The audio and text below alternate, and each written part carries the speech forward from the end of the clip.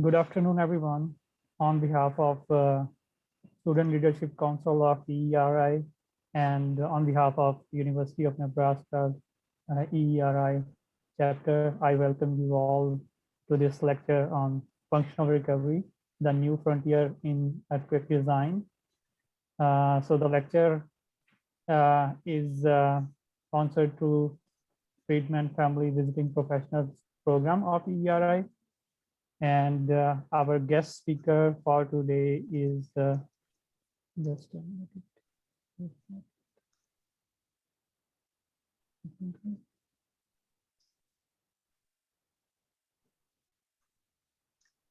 Our guest speaker for today is Dr. Sissy Nikolaou.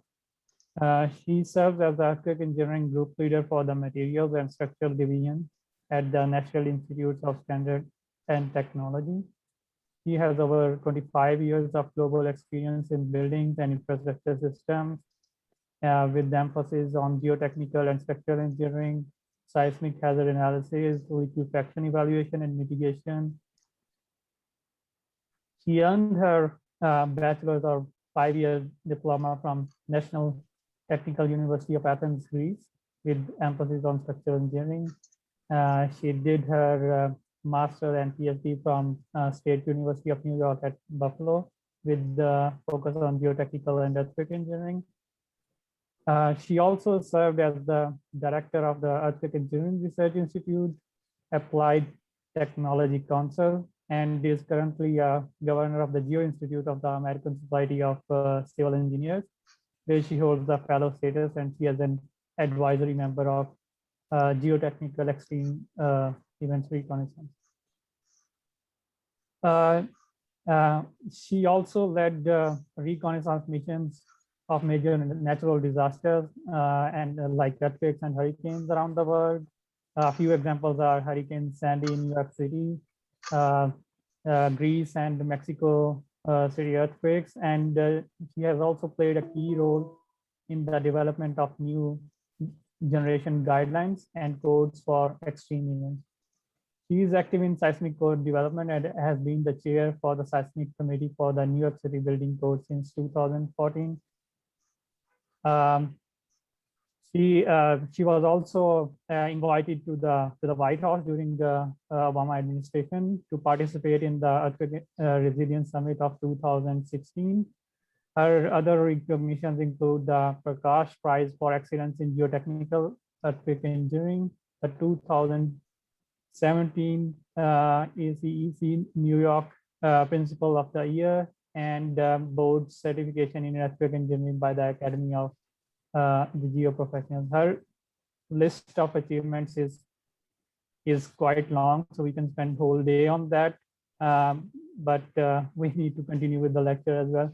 So before I hand it over to Dr. Sissy, I have a few instructions for you. So all attendees should turn off their microphones during the lecture. And if you have any questions, please write it down in the chat window and direct them to me, or you can direct it to everyone. So we will answer all the questions at the end of the lecture. Thank you. And with that, I would hand it over to Dr. Sissy. Thank you very much. I'll try to share my screen. Yeah. Is it working? Yeah, we can see that. Okay, I'll put it on that mode. Okay, great. So it is my pleasure to be with you today on the FRIEDMAN Family Visiting Professionals Program. I know we have tried for a long time to make this happen.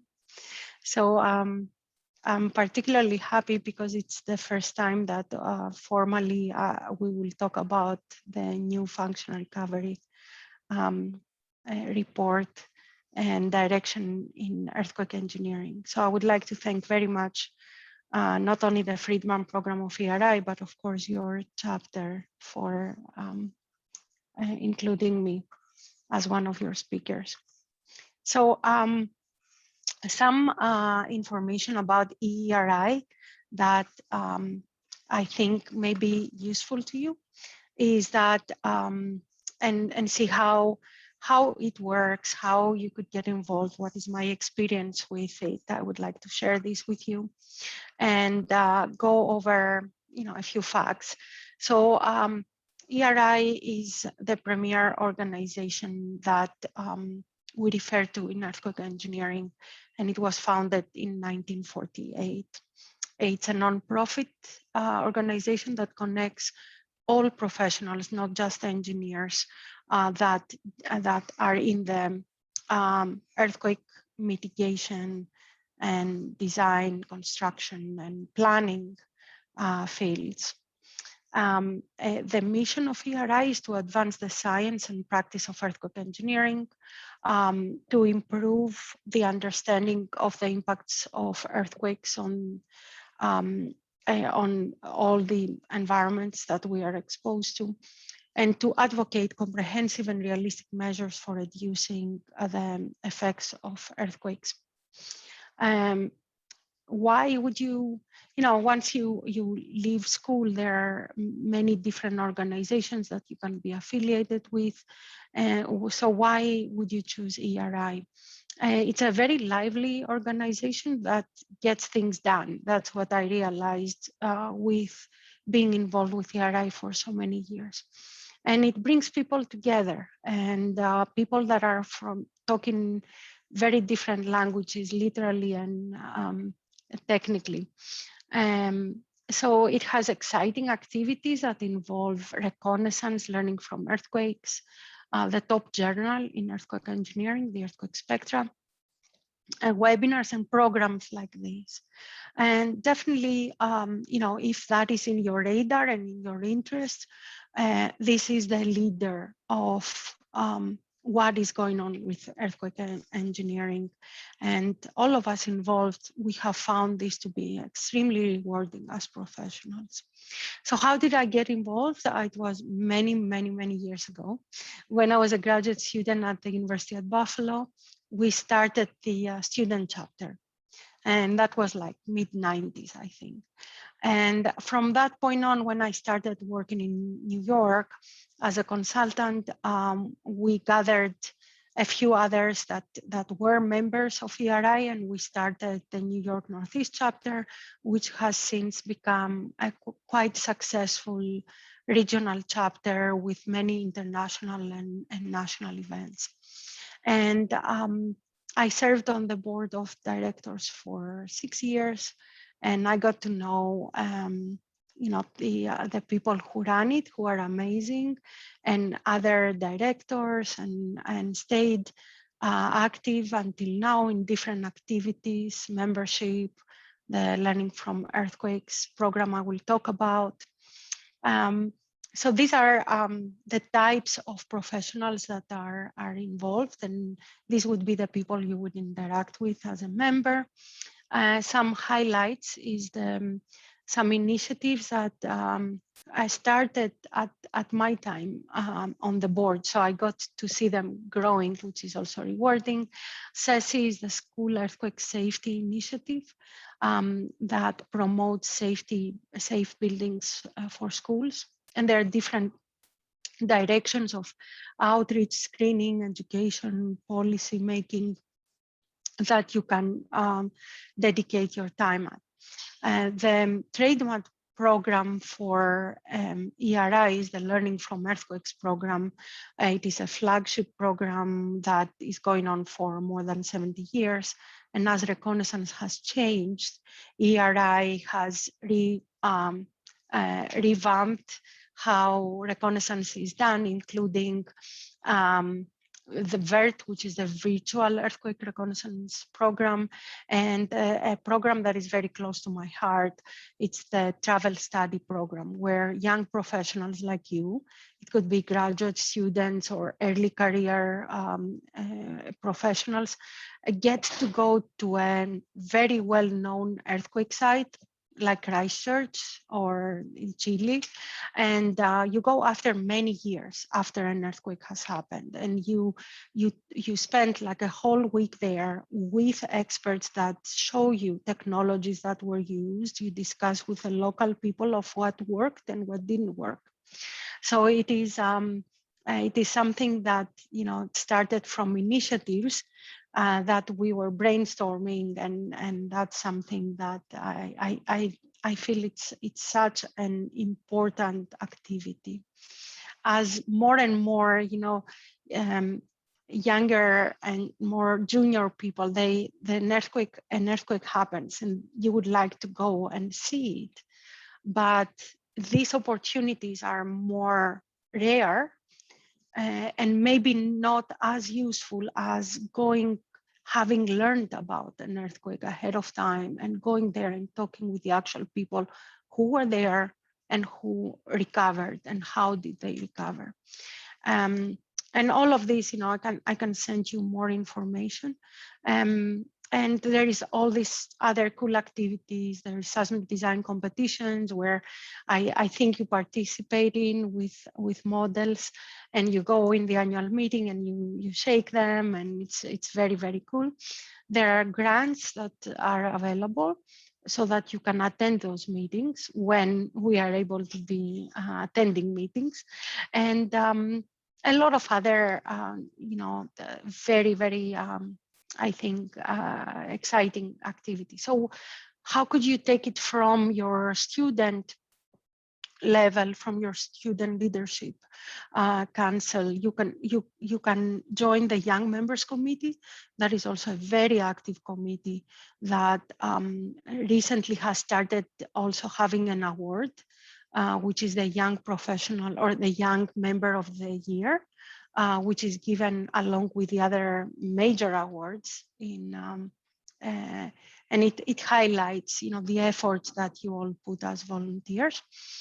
You can join a regional chapter, and ERA gives you the opportunity to join as a regional chapter only when you start working or, you know, on the next step of your career, in order for you to see if you want to become a full member. So for a year, you can join just with $15, $20, I don't remember what it is, to just be in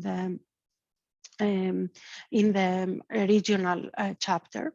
You can do internships, and I have seen a lot of very satisfied different students of different background that have done that, and you can apply for the next LFE study program, which is it's very selective. It's about 20 people that are selected, and it's very much worth trying to do.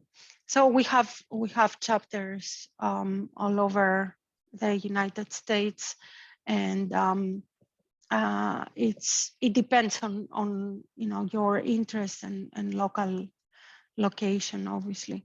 So if you're a young professional and you decide to stay within ERI, you get free your first year once you start working, and then you have a reduced membership fee for the next 4 years, which is also another incentive. As you will see, there are many different organizations that you may want to join, and they all have membership fees.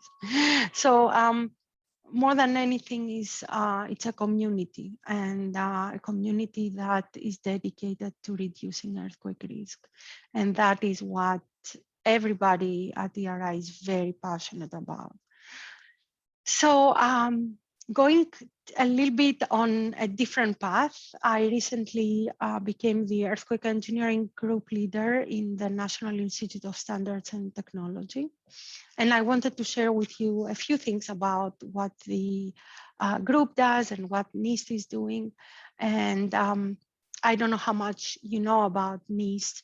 It is an institute in the federal government that promotes innovation and industrial competitiveness of the United States by advancing measurement science, standards, and technology in ways that enhance economic security and improve quality of life.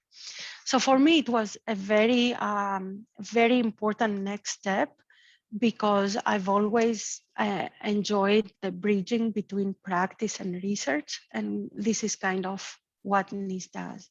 And it is actually embedded in our constitution that measurements and development of scientific data are essential to the commerce and trade and innovation of the country.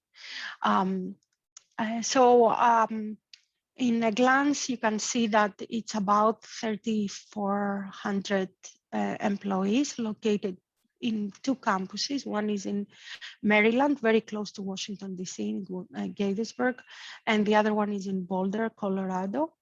And there are all kinds of cool things that are being studied. One part of the NIST is the engineering laboratory. And from there are different divisions. And in these divisions, there are different groups. So we are in the engineering laboratory under the structures and materials division, along with 4 other groups. And it's very, very cool. When you are able to travel, you would be more than happy to visit and see what has been developed in NIST, including the major study for the collapse of the Twin Towers after 9/11. I'll move to that. These are some of the studies. This is the first one, is the one that I talked about. So there is a disaster and failures program where we study for a number of years significant events that include earthquakes, but also most recently Hurricane Maria, where we look at messaging and information that has to do with how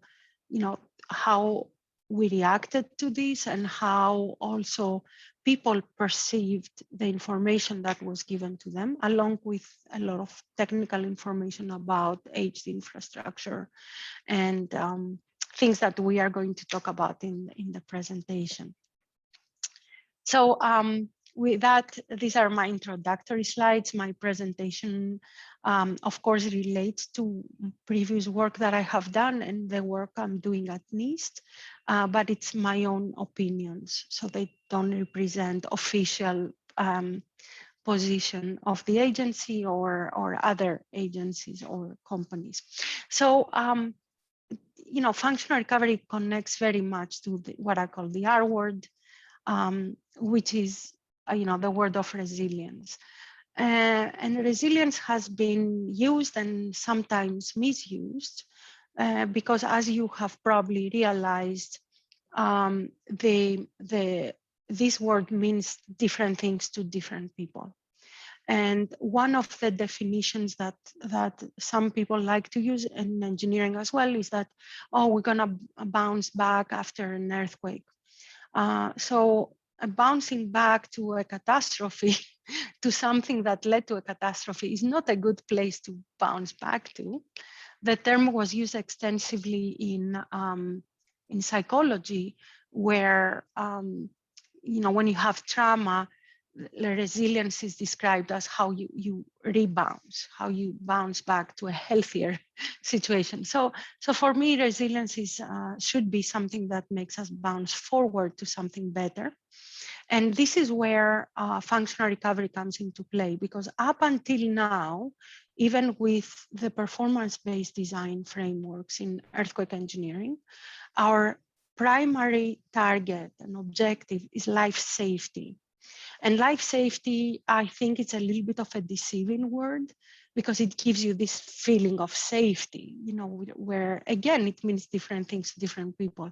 In codes, life safety means that a building, in a building code, if you have the MCE, the maximum considered earthquake, this building, if this MCE happens, is going to maybe be heavily damaged, but it's not going to kill you. It's going to give you the opportunity to get out of it alive. But after that, it could require even demolishing or significant retrofit.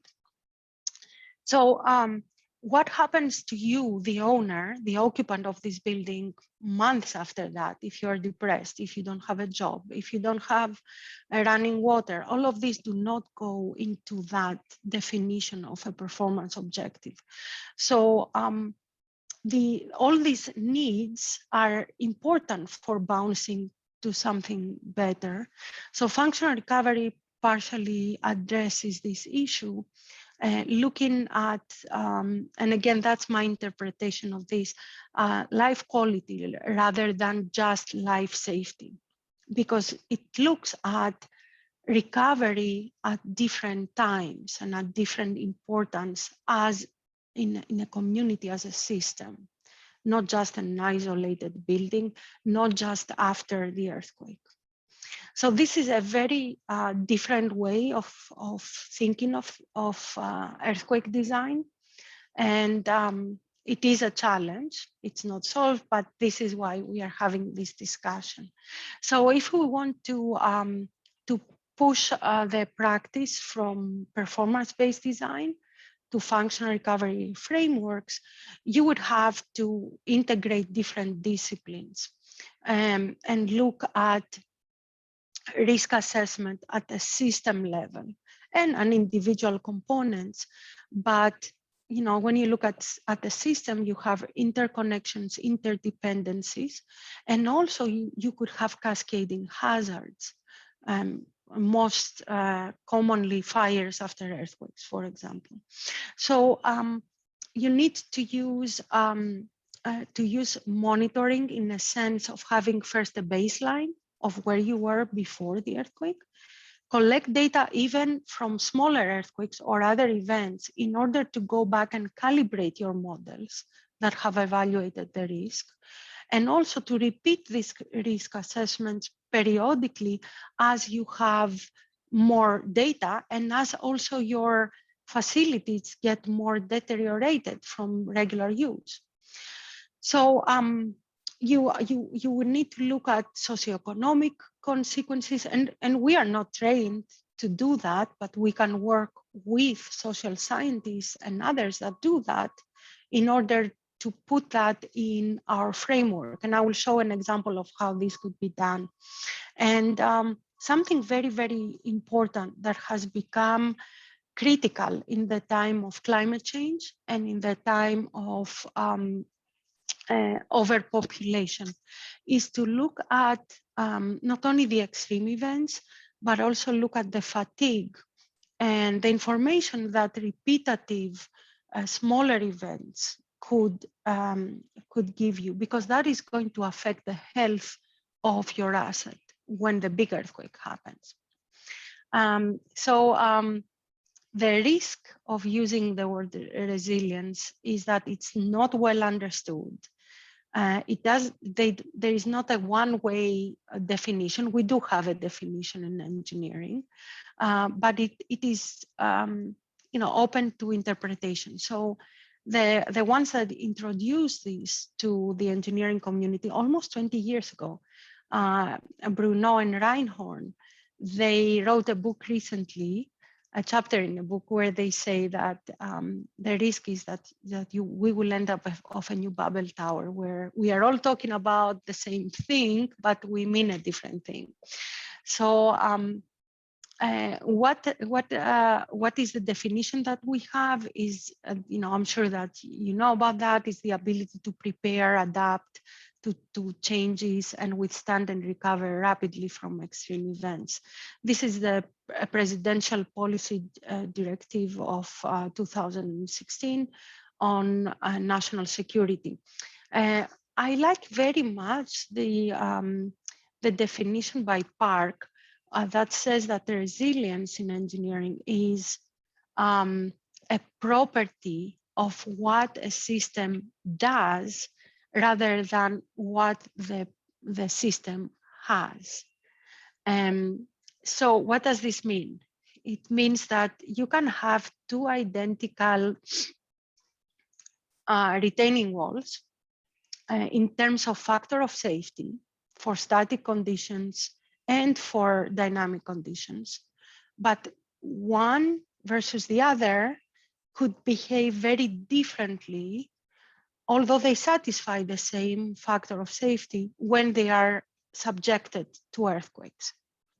And especially when they are subjected to repetitive earthquakes, where their behavior could become more and more brittle in one case versus being able to take with redundant methods the loads.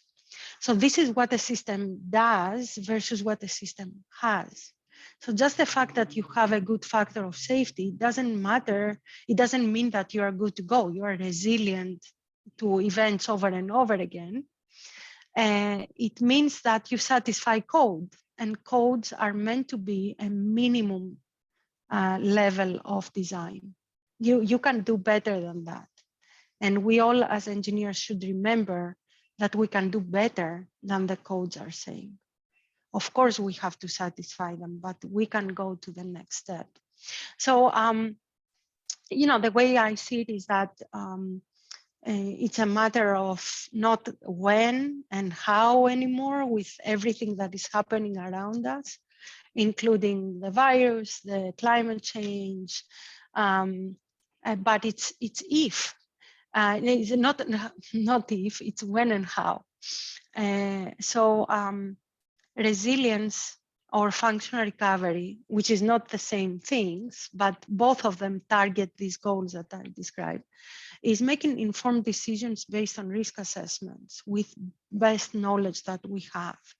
And, particularly for your generation of engineers, this is the frontier. And it is a big challenge that it's not people like me that are going to solve it. It's up to you that you have the tools and the knowledge of the past to put this thing forward. And why should we do it? Frankly, I think it's a one-way street. The infrastructure report card, I think, is being released tomorrow.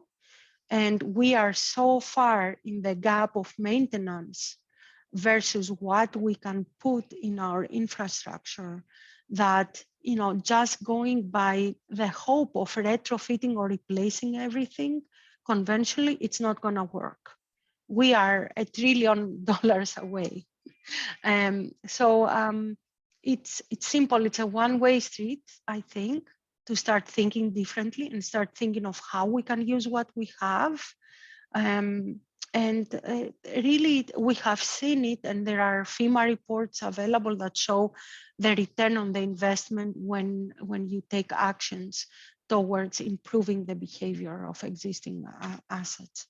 And of course, the most important thing is that if we don't involve the public, we have lost half of the game, because if we explain to people, and sometimes we underestimate how well people understand that are not technical, what we do and why we do it, and do a good job of explaining after an extreme event, this behaved well because I had done this, and this is what worked.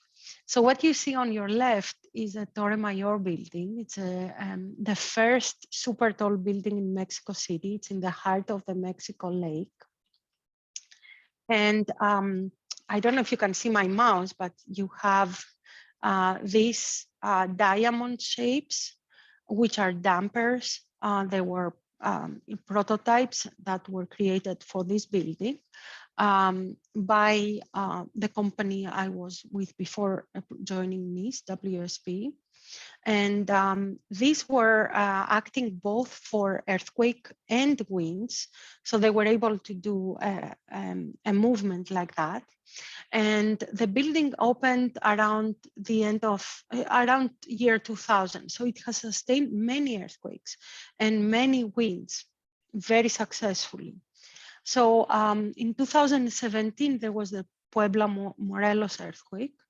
And as usual, we called to see how the building was. And the developer has their offices in that building. So, and they're up there. So they said, oh, nothing happened. We did not move again, as usual. The dampers worked, and we saw, dust around, and we figured out there was an earthquake, but the building did not move. But we had a different kind of a problem. It was that people who were outside, they were running inside the building for shelter, because they knew that this building has performed well before. And it was so surprising to me because in front of that building, there is an open square. So it's, you know, the safest place to be in an earthquake, like in the free field. Why would you go inside a building? So I'm like, okay, this is what if I want to describe to somebody what is resiliency, I can say this example, because to me, that's exactly what it is. And it has made people in that area, which is the Reforma area. It's a very wealthy area where you have these beautiful experiments of different architects that they say, you know, does my building have these things? You know, and I think we can do a much better job explaining and kind of in a humble way brag about what we do and how it is important. So let's go into decision making and frameworks about making this happen. So in the resiliency domain, we have the 4 R's, or a circle that keeps restarting. So that would be, you know, responding, recovering, creating risk reduction measures, and being ready for the next one. And that would be a system that is capable of having resiliency and continue operating. Now, some of the facts that I mentioned before, I wanted to go a little bit more in detail. And that's one of the pictures taken by the Reconnaissance mission that I participated in as a co-leader in 2006 in Ecuador, where you see that you know, the effects on transportation and on infrastructure as they relate especially to liquefaction were detrimental in this case. And we have more and more destructive events. And I will show you an example from this earthquake where rain that was very unusual created in this earthquake a very vulnerable terrain that created a major collapse that I will share with you. So what we have learned from major events, including, you know, the major floods and fires that we have been observing the past few years, is that the downtime or the loss of functionality is the one that is creating most of the loss. It's not the immediate structural damage. In Hurricane Sandy, where this picture is from, you know, there was not one building that we tagged red for structural occupancy. It was the water that had created damage to the mechanical electrical systems that did not allow people to go back home because they needed to have inspections done, etc. So here's the example of the smaller events. The point I wanted to make is that you see here a before and after the Camp Fire in California in 2018. And there's something very interesting. This is the after. These are the only little squares that remained untouched from the event. Are the white ones. The yellow ones were destroyed. And what was very interesting about 2018 is that we as earthquake engineers would call it an unremarkable year compared to other years, because they were not a big event as we have usually, but we had a lot of smaller events. The smaller events do not mean smaller losses, cumulative losses or lives. And I will talk about why. So what happened is that in 2006, where we had major events, we had 11,000 lives lost versus more in 2018. And the reinsurer payoffs, which is a very good indicator about losses, was fourth highest ever. So what happened? Why is that? What happens is that our new norm is that higher frequency, more localized events, some of which could be related to climate change, they can cause greater damage.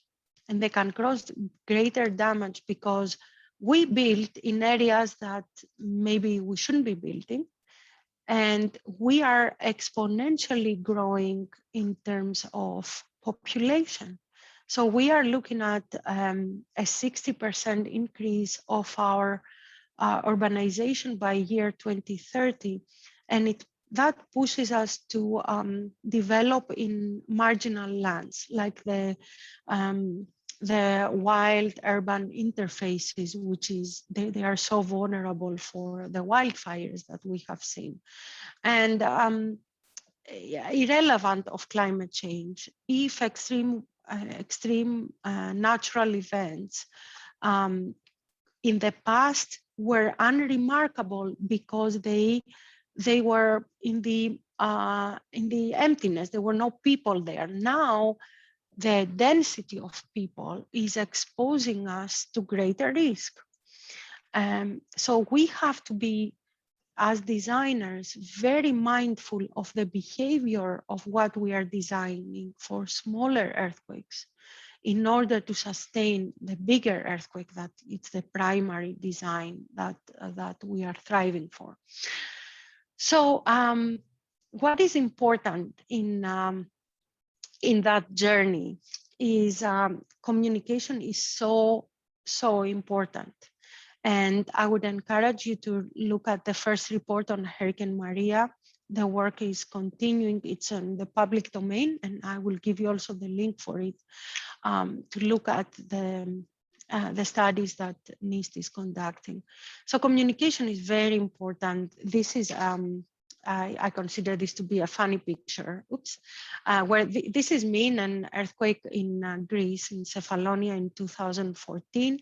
That was a reconnaissance mission jointly with EERI and GEAR and ATC, where me as a primarily geotechnical engineer are fascinated by the liquefaction at the port, whereas my colleague who is a structural engineer, Ramon Gilsons, he's had no interest, I'm telling you, he had no interest in the liquefaction.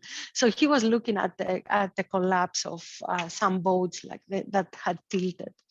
And he says that's why he wasn't looking, but I know that he had no interest in liquefaction. So we need, if we cannot communicate between us, between structural and geotechnical engineers, imagine when you have to talk to economists or social scientists or decision makers and politicians, right? It's like we have to communicate. So here is one of the examples I'm using for a failure to communicate, is that when I talk to, and I do a lot of work with schools, so I talk with the parents and they say, oh, we don't have earthquakes in New York. And I'm like, yeah, we do have. And it's not only how big an earthquake is, it's how close it is to you and also how prepared you are for it.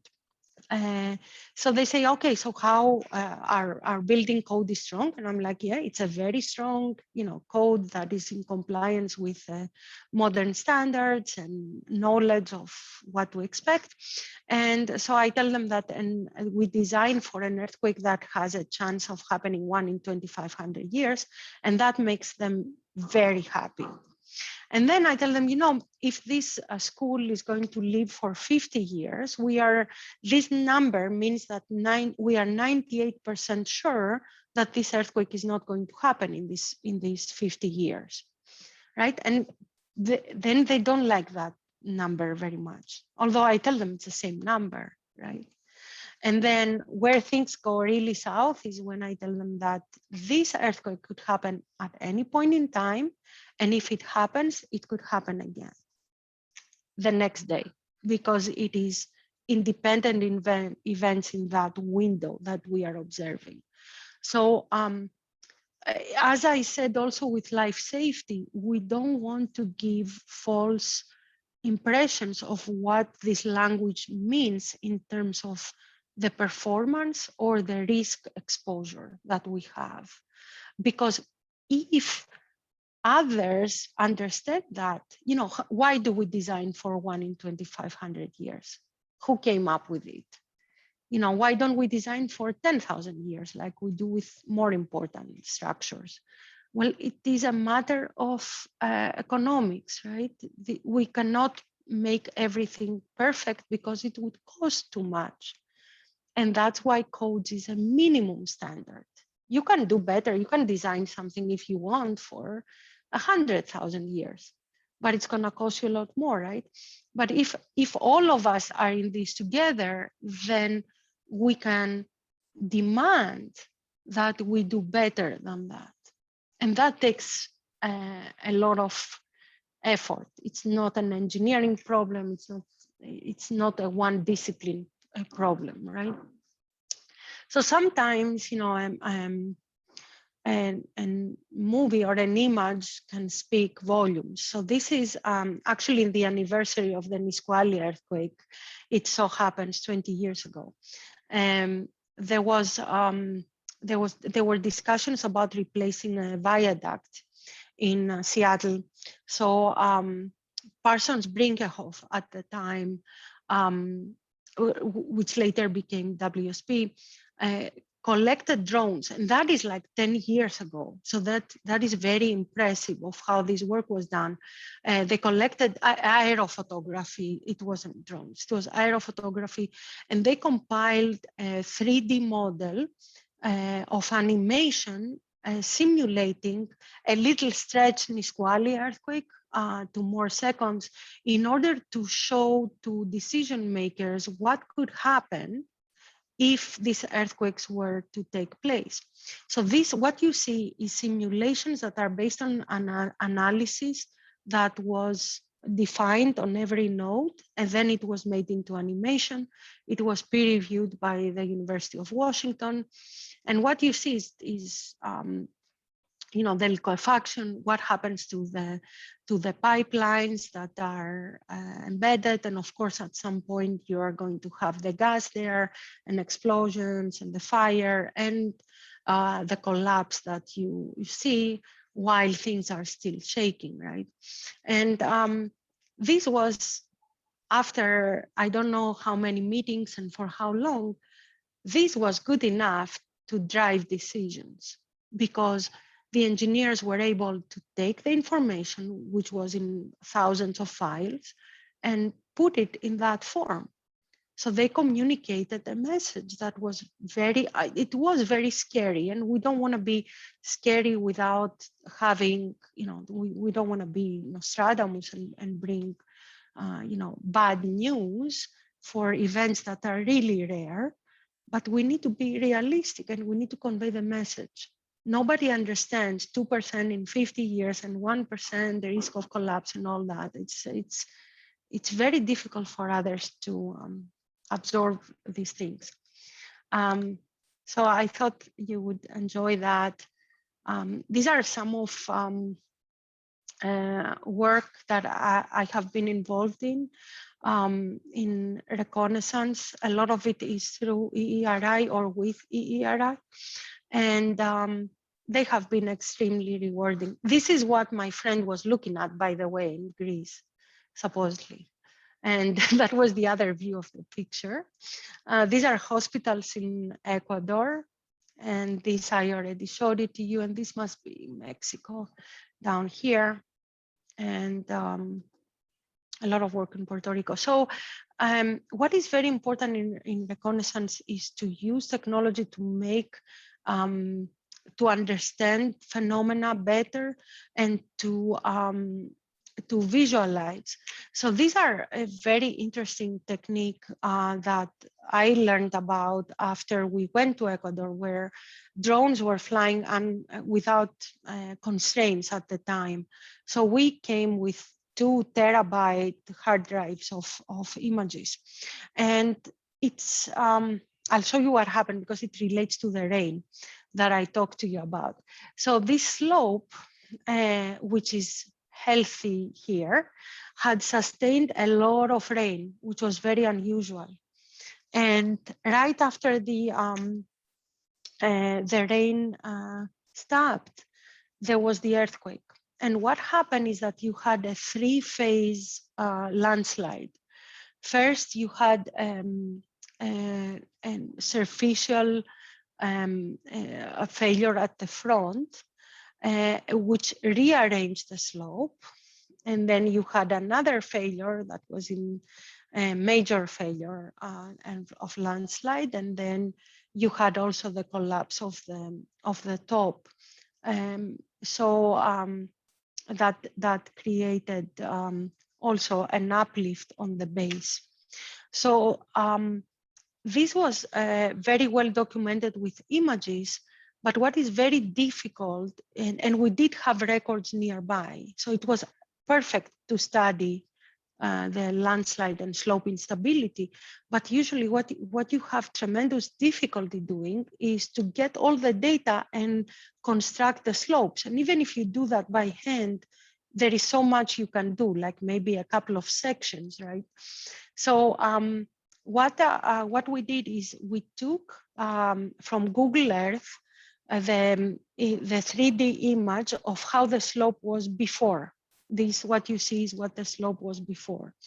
And then through scanning and keeping the cloud of the images that were compatible with among each other, and that is done by a graphics program, we were able to construct how it was after the failure and build a 3D model. Now, if you are, and this is the 3D model that that shows the conditions. So if you're able to overlay these two models, then in 3D, you have the volumes that have been removed and you can draw sections, which is what we did. And the transparent version of what you see is how it was before, and this is how it was after. So with that, and we were able to construct sections very, very fast and be able to do analysis. So this is one of the sections, right? You see two lines here that we have shown in the report, but it's very, very easy to construct those. And this happened within like a week worth of time, which was amazing. So some ideas for thoughts based on our conversation is, how can we be going a little bit back to basics and have some common sense about what we do? I see it as a risk for all of you who have much better abilities in terms of computational tools, in terms of visualization tools, is like, where is, do we keep our common sense, which is very, very important, and understand physics and how things work, basically. So we can look in the past and understand why some things behaved well when they were supposed to not behave well. And this is just an example in the Turkey earthquake in 1999, where the new concrete buildings are around this minaret, which is an old structure that is unreinforced masonry and stones that you would expect it to have collapsed, did not. I don't have an answer, but it's something that you can look into. The other thing is that, and this is, there is a special issue in earthquake spectra about the 2017 Puebla Morelos earthquake that I would encourage you to take a look at. How do you learn from Reconnaissance? And this is the same idea as the study program of ERI, is that instead of all of us doing earthquake tourism and going and looking, I'll take a picture here and there, why don't we do focus studies like ATC did right after the earthquake, where they have a project from FEMA, where they look at non-ductile buildings of a certain height up to 20 stories. And they sent a team that looked at the heights of these buildings, focused only on this type of buildings, and collected all the ground motion data that were there, and geotechnical data, and design reports, and also did micro tremors in quite a few of these buildings to have the as-is period. Unfortunately, there were no micro tremors prior to the earthquake. And this created an amazing set of data that can validate what these studies and guidelines are saying. So it's a different way of doing reconnaissance. And there were, I don't know how many teams there are, local teams, teams from the United States and outside, because it's Mexico City, right? Everybody wants to be there when there is an earthquake. So this report is available online in the ATC website, but also there are 2 publications in that earthquake spectra special issue that describe in short what this mission did. And I can send you all these links if you don't have it. So what is very important is also to look at the genesis of codes and how, earthquake engineering is a very young field. Basically, we had the first instrument after the San Fernando earthquake. It's not, we are still learning from earthquakes. So how some things are placed in the codes, you have to go and look at the people who made them and understand them. So what I found very interesting is that the NIST was called NBS, which was the National Bureau of Standards, and then it was renamed NIST later. But this is when the first seismic standard was issued as ATC 306, where you know how we are used, that we say we have an earthquake that has 2% in 50 years or 2,500 year return period. Now we have a risk adjusted, but anyway, it is hazard based. Our codes are hazard based with some incorporation of risk numbers as well recently. So what the first code was saying is that really it's not the geographical distribution or the probability of the earthquake happening, but rather it's the probability of failure and the resulting casualties that is of concern. And that was back in 1978, that I'm sure that all of you were not born at the time, and I'm not going to comment about me, but does this click with what I was telling you before about how we build?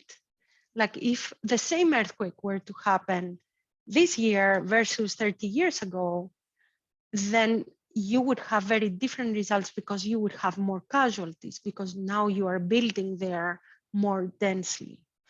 Or if you had the exact same earthquake in the eastern United States versus in a new city in California, you would have a tremendous different failure pattern, right? So this is what I'm talking about, going back to the basics, because we can learn a lot from these basics. And the human behavior, again, is very, very, very important.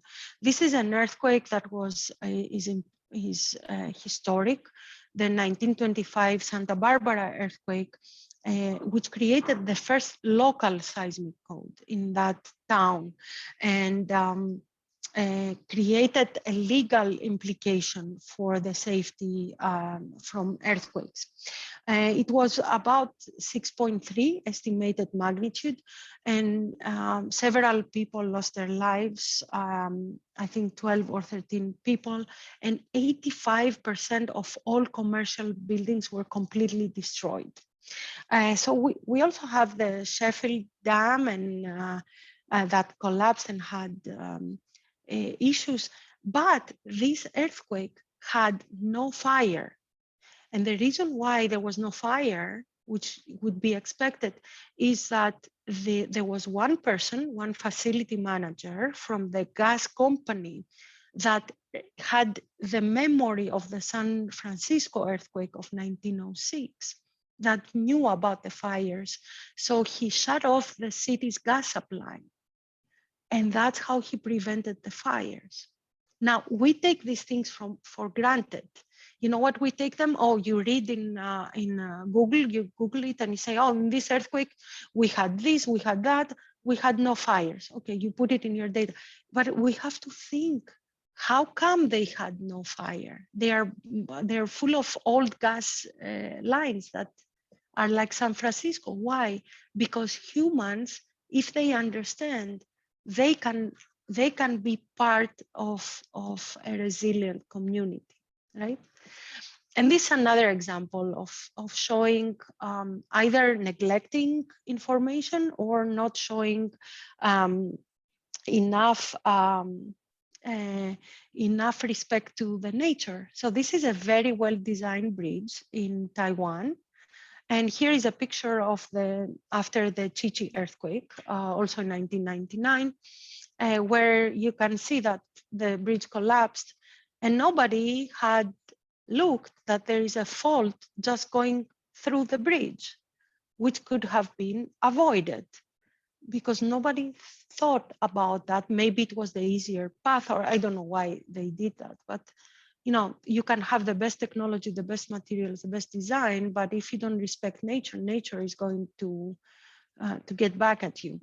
So the other thing is, if we think only earthquakes, again, we are missing the big picture because we cannot fix one hazard and ignoring another because we can hurt the other hazard. So this is the common solution for floods, where we elevate buildings in order for them to be higher than the new flood elevation, right? The 100-year flood. But what happens with that in earthquakes, especially when you're in slopes and you are in front of the water, right? So this is a very fancy multi-million-dollar house that would be very safe in floods, but it's the perfect lollipop for earthquake, soft story, disaster. And you know, the multi-hazard part is very important. You have to think globally. We cannot afford anymore to just look at, you know, our little field and ignore everything else. So I'm closing with some ideas about frameworks, and this is part of a developing framework by the Federal Highway Administration on the different pillars of transportation resilience. Like, how can we look at it from all these different disciplines that we talked about, right? And they have functionality, data, how things work with the local governments, and adaptability and operability, in order to come up with the fifth cornerstone, which is the life quality. So life quality is very different, as we said, than life safety. So this is a house in Christchurch in New Zealand that Professor Bray of Berkeley, he observed that building over the series of earthquakes that happened from 2010 to 2011. And you can see a demonstration of life safety being satisfied. So the first earthquake happened in 2010. Liquefaction took place, as you can see here. You can see the sun boils. But the building, the house, was okay. You know, it had no major damage. It satisfied life safety. So the owner went and repaved. He flattened the area. Then the bigger earthquake happened, more liquefaction, severe liquefaction this time. Again, life safety satisfied. So he thought if he puts pavers that he's going to hold the ground down. So the April earthquake happened, and this did not hold anything down. It damaged it significantly. Again, life safety was satisfied. And again, the story repeated itself in June and in the last part of the June earthquake. Now, life safety has been satisfied in all of them. It was a mess inside his house. They had to clean, they had to redo everything every time.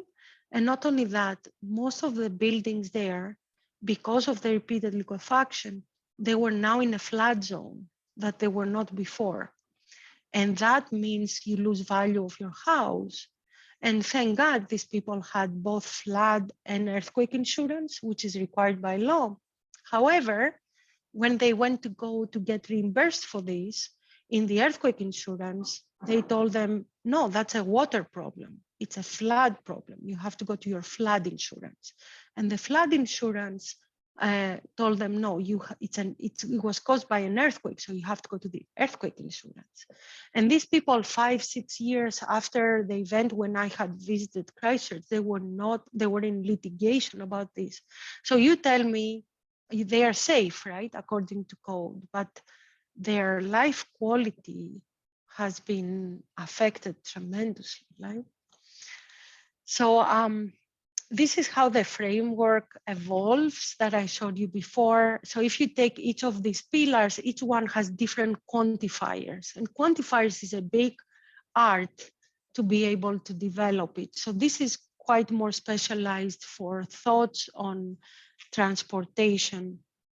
And not only that, if you take any of these branches, then each one of these has a lot of different quantifiers. Imagine it like the performance-based design or the ATC 58 type of fragilities where you can connect downtime to an acceleration. How can you connect customer or driver satisfaction based on acceleration? I don't know. You need data, right? And you need a baseline. But these are the things that we have to think about because they all contribute to recovery and how we recover in functionality. So the report was just released. It was not last week, it was at the end of January. And you can download it from our website, and it's available for everybody to look at. It addresses the demand by the Congress for NIST and FEMA to come up with a new recovery and priorities in order to have post-earthquake reoccupancy, but also functional recovery. So in there is definitions about resiliency versus functional recovery. And functional recovery is more of the link of everything between design, construction, and retrofit. And it relies on prescriptive quantifiers that we still have to figure out. Like we spend so much time just discussing about how much time should this be back in service and that be back in service. If you think of your building, it's not just the structure. It is your, if your bathroom is not working, you cannot occupy it. If you are in a high rise, you don't have elevator, you cannot occupy it. You cannot go back to where you lived, although maybe it's not structurally damaged. So there were some recommendations in these reports that I'm trying to summarize here. And they go by these colors that you see on this on this circle, where here are the priorities in recommendations is that we need a national recovery, functional recovery framework. We need new building design that will meet goals of functional recovery objectives in addition to life safety, to retrofit according to the importance buildings to do the same. And very, very important is the design and the upgrade of lifeline systems, infrastructure, especially buried infrastructure that we don't know the condition in order to assess capacities, not to go into the earthquake problem, just if we want to know how they are doing, we don't know. And climate makes it even more difficult. And then there are very important other components, which is the gray parts that you see there, which is the pre-disaster planning. What do we need to know in order to achieve recovery-based objectives? How do we educate and do outreach in a way that we are understood and the message comes across? And how do we facilitate financial resources that, let's say, they go for retrofit and maintenance and asset management?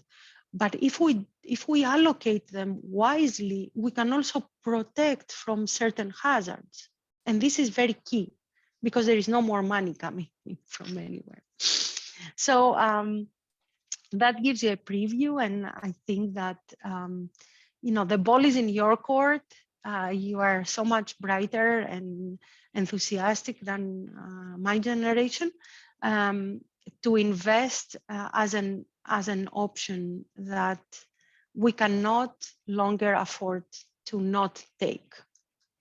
And we know that we can convince others because it makes sense financially to invest on this because we're going to get it back many, many times.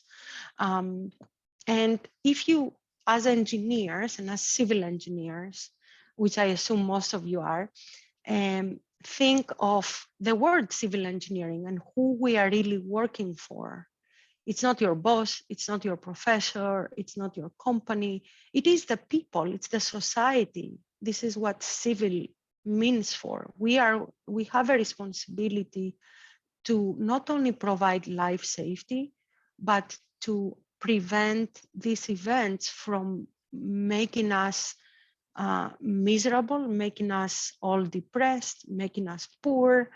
In short, to prevent them from making them disasters. So, and for that, you need to raise your voice and claim leadership, because having the know-how is only part of claiming leadership. You need to use the right tools and have the right conversations and claim a seat on the table where decisions are being made. That's very important. And for that, I want to thank you very much. I would love to discuss these thoughts with you. I would like to thank your university and your ERI student chapter, and of course the ERI FRIEDMAN Visiting Professionals Program. And please remember to think outside of the box. Thank you very much. Thank you so much, Dr. Sissy. We would have liked you to come here to Nebraska for an in-person visit, but it didn't happen because of the COVID and everything. It was a great presentation, and now we know more about resilience. Like we don't think about resilience as just related to a particular building or something. So thank you for the great presentation. So we have a couple of questions. So the first question is related to the functional recovery. So what is the main factor in driving the decision regarding the functional recovery? Is it the cost, or is it like the importance of building? So here is where the thinking in a global level comes, because you could have a very unimportant part of a system. For example, a one-span bridge, which is the only path to take you from one critical facility to another. This bridge is very simple, doesn't need to be the super duper design. But if you consider what this bridge is doing for these other facilities, then it's a critical link. And this is where things get complicated. That's why it's, and usually these things are owned or they are governed by different entities. So everything is, is driven by money, and it's driven by insurance liabilities. So if my liability stops where this bridge is starting, then unless if I understand the implications of what is going to happen to me, that I have this facility, but my facility is not going to work because there is no way for anything to pass through that. If I understand that and what the implications are, then I will care about the bridge. Right now, nobody cares about the bridge except for the authority that has to maintain it. So the driver is, I think that the misconception is that, oh, I'm going to invest on resilient measures, or I'm going to invest on functional recovery. This means I'm adding on to my budget. That is going to cost me more. And it's kind of optional, right? We haven't made it into code yet, although this is the future, this is coming. So what happens in that case is that you have to demonstrate that it's a wiser investment of money. It doesn't necessarily mean more money. And also if you can demonstrate that you are paying now $1, and if you don't pay it now, you're gonna pay it later, $10 for this, because it's going to happen within your lifetime, then it's a different way of thinking things. And I think what is key here is how the insurance industry can make a difference, because they are the ones who, at the end of the day, the reinsurers, the big insurers, that are the ones that have to deal with this. So if we are able to, again, convey the message to both the clients and insurers and the other engineers, then we can have a meaningful step forward. And that's why I said it's a big challenge that you have to think about. These frameworks are decision support frameworks. They don't have a correct answer. There is not one answer that is optimum. It has to do with what you would like to achieve and where and for what period of time. And that's what makes it fascinating, because you can use artificial intelligence, large data to what we have seen. For example, I didn't show you this because I know I overstretched the time, is that what we have seen in the risk reduction investment domain is that if you have, you never have the budget to meet your goals, never. So you have to make decisions. And the human mind goes to what is more risky or what is more important. But there is a point of saturation where if you keep adding money to an asset and you're looking at the whole system behavior, there is a point in your investment where you keep throwing money, but your risk does not reduce much. You don't get the same reward for the investment. So you have to reallocate and do optimizations, which is also a financial issue, mathematical issue, and analytical issue. And we have developed algorithms that do that, and they show you, here is your money, just put 70% there if you're looking at the 10-year return. And all of these have to do also with the state of your asset, where you will have to make some decisions at some point to replace some things because it's not worth pouring money into them. So it's complex. Mm-hmm. Yeah, I can understand. Thank you so much. Yeah, it is. It looks like it does not have any unique. It doesn't have any like a general answer. It is the problem is unique for every situation, and you have to consider that.